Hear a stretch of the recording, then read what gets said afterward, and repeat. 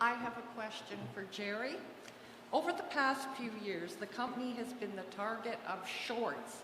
What do you think they are getting wrong or missing about the company? Well, the economic market and the exchange does permit people to buy long or sell short. It's a perfectly legal activity if done properly. Now, combine that within the United States, there is a group that absolutely believes that the Canadian housing industry is going to have a fall off the cliff type of experience similar to what happened in the U.S. housing industry. They have written about it. They say it can happen. If it happened in the States, it's got to happen in Canada. And they've been writing about it for some time. These articles where they've shorted the Canadian banks, and because they believe that our credit quality and the quality of our mortgages is of higher risk than, say, the other institutions, they've picked on home as a short.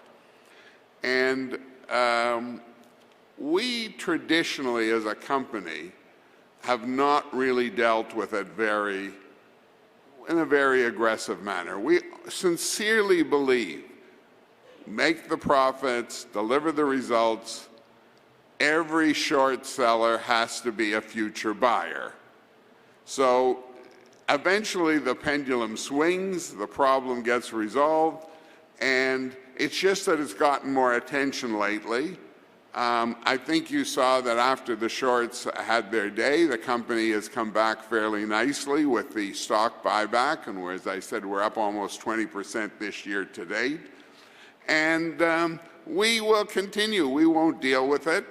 The shorts had all kinds of funny rumors out about the state of the company's health, about our financial. They had comments that we would never close the buyback. We closed the buyback. They said I was on death's bed. I'm still here and hale and hearty. They said the company had no leadership. You've seen the leadership today and all the other key people. So I personally think they are dead wrong. And as I said in my first quarter conference call, there was a little ditty in the 18th century that I think sort of apropos about shorts, which goes something like this. He who sells what isn't his'n must buy it back or go to prison. So that's our reply to the shorts. We'll continue to run our business, and we think that rising profit and rising benefit in the company, it'll solve all short problems. Yes. Mr. Soloway, I'm Yes. Paul Dernan from Burlington. I'm building on what she said a little bit. When I read Barron's July 27th, 2015, that kind of disturbed me. I know you really, no, I would like management to refute what's in this article is what I want. I hope you will. You released some underperforming brokers, and the stock fell 25% to Canadian $30. And the head of this, the heading, Canadian subprime lender comes up short. This very quickly became the third most shorted stock on the Toronto Stock Exchange. When the Barron's phoned to your office, you hung up on her. And, okay, now what specifically am I talking about? Okay, what's your question, sir? Okay, that's what I'm going to do. Okay, good, thank you. In this article, it says the stock could fall even further because the lender has razor-thin reserves against bad loans, and most of its capital comes from the short-term deposits of consumers.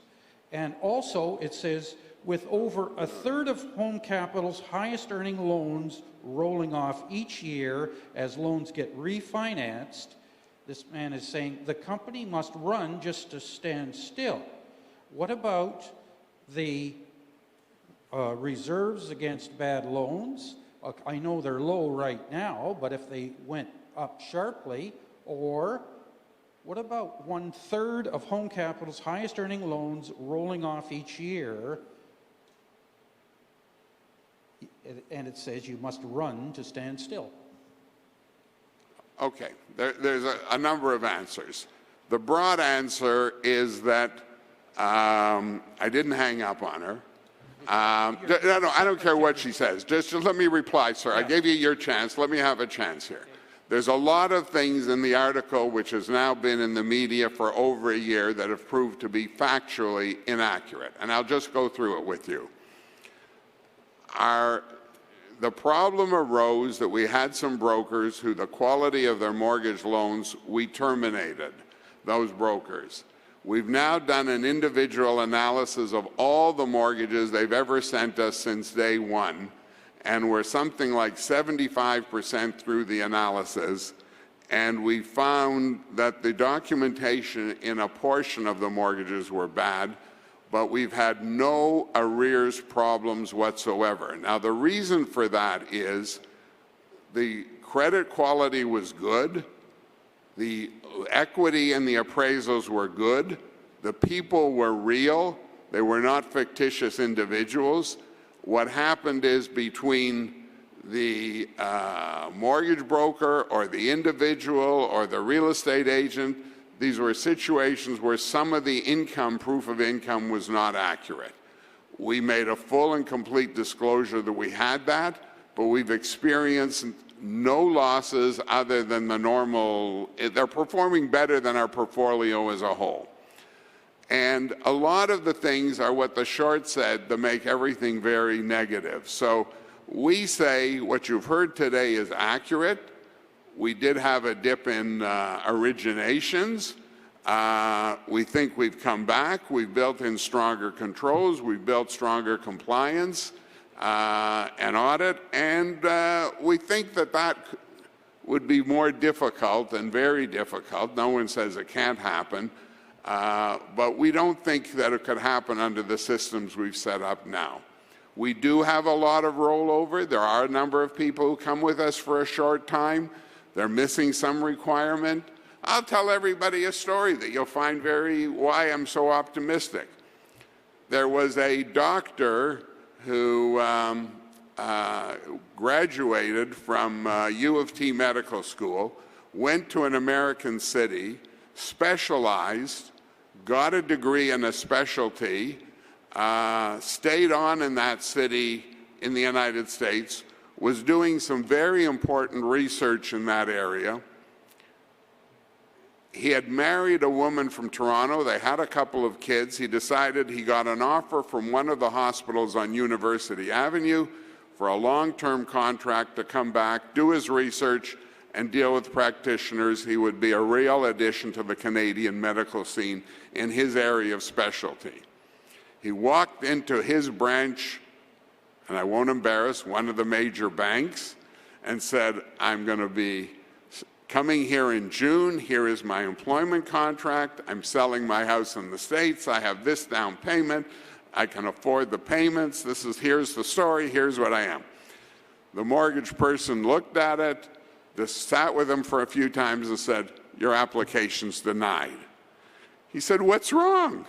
I've never missed a bill. I have perfect credit. I've got proof of income.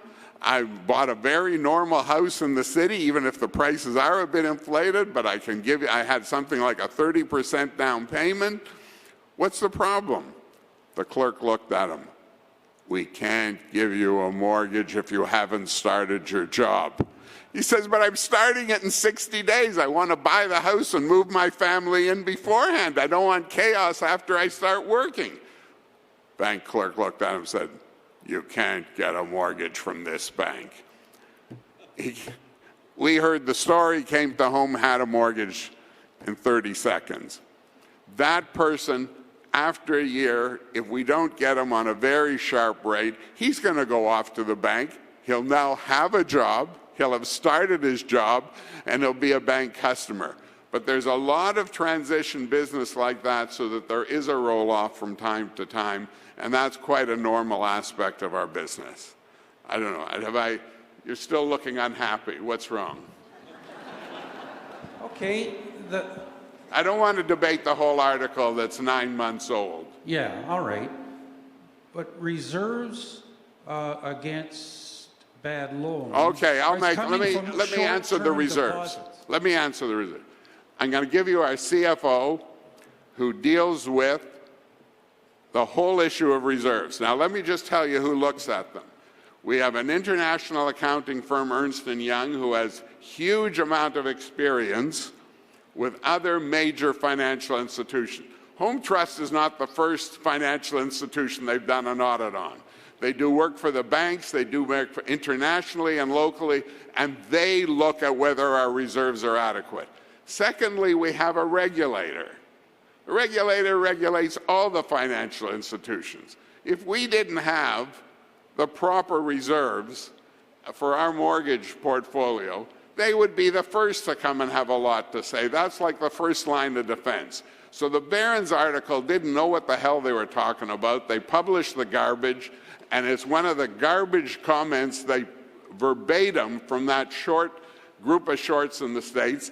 Garbage prints garbage, and now you'll give a factual answer.